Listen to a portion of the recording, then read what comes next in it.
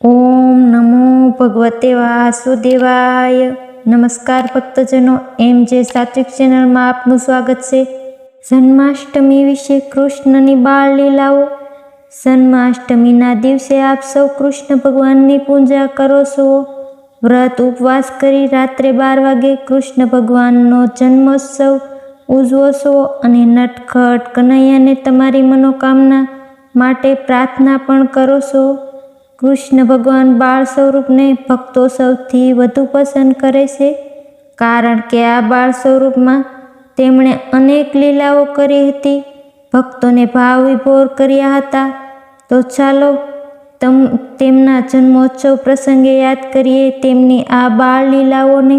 બલરામ અને કૃષ્ણ એક દિવસ યશોદા માખણ બનાવી રહ્યા હતા.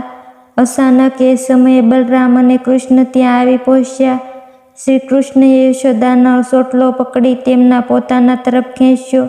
બલરામ પણ આવું જ વર્તન કરવા માંડ્યા. બંનેએ જણાવ્યું કે પોતે બહુ ભૂખ્યા છે અને તેમણે માખણ રોટલીની માંગણી કરી. યશોદાએ તેમને રસોડામાં જઈ દૂધ અને મીઠાઈ ખાઈ લેવા જણાવ્યું, પરંતુ શ્રી કૃષ્ણએ મીઠાઈ દૂધ નથી ભાવતા તેમ કહી માખણ રોટલીની માંગણી દોહરાવી. યશોદાએ જણાવ્યું કે ખૂબ માખણ ખાવાથી તેના વાળ બળભદ્ર જેવા લાંબા નહીં થાય. સાંભળતા જ શ્રી કૃષ્ણએ જણાવ્યું કે મને ખબર છે કે આપ મને માખણ રોટલી કેમ ના પાડો છો. યશોદાએ પૂછ્યું કેમ? શ્રી કૃષ્ણએ જવાબ આપ્યો કે બલરામ મને કહેતા હતા કે આપ મારી માતા નથી, એટલે આપ મને માખણ આપતા નથી. આ સાંભળતા જ યશોદા શ્રી કૃષ્ણને છાતી સોંપી લીધો અને માખણ આપ્યું અને કહ્યું કે બલરામ ખોટું બોલે છે.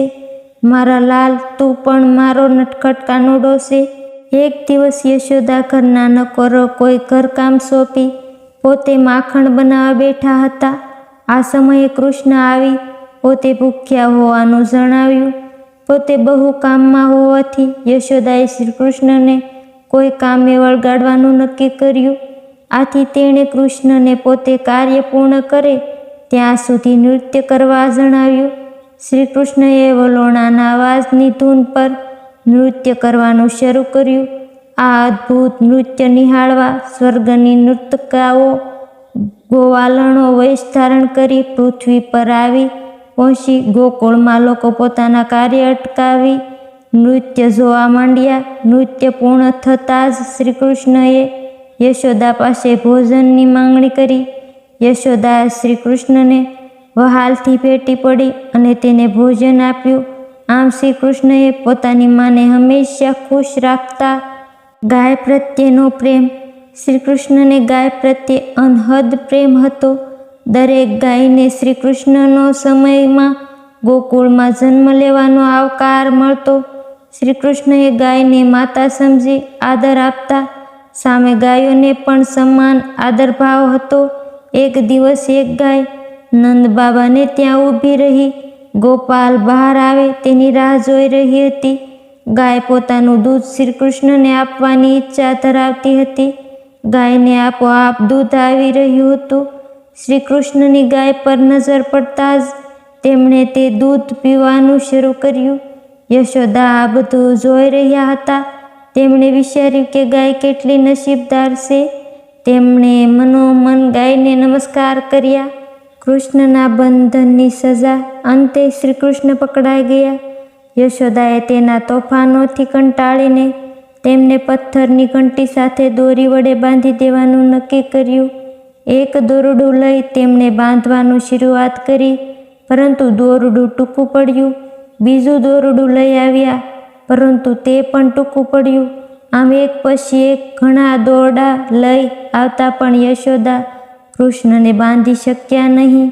શ્રી કૃષ્ણએ જોયું કે માતા થાકી ગયા છે, એટલે તેમણે પોતાની જાતને બાંધવા દીધા.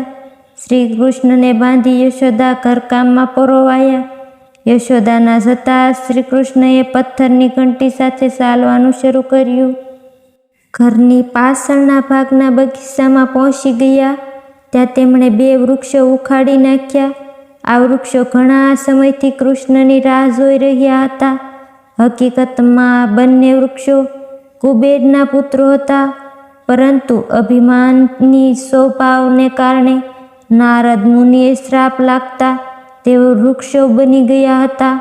શ્રી કૃષ્ણએ ગોપીઓને માખણ ચોરીને જ પરેશાન નહોતા કર્યા, તેઓ અન્ય રીતે પણ પરેશાન કરતા હતા.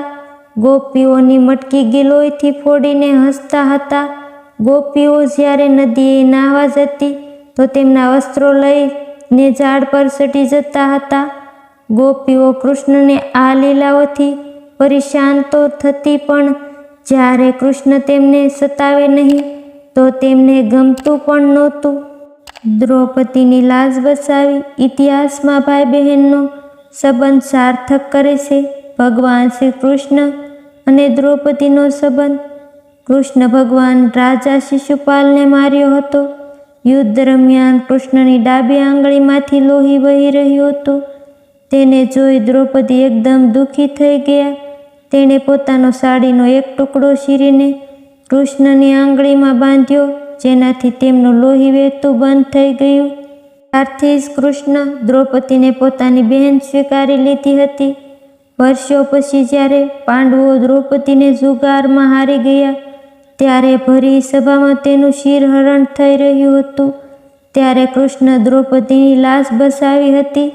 બોલીએ કૃષ્ણ કનૈયા લાલ કી જય. વિડીયો જોવા બદલ ખૂબ ખૂબ આભાર, ધન્યવાદ. આપ સૌ હરિભક્તને મારા જય દ્વારકાધીશ.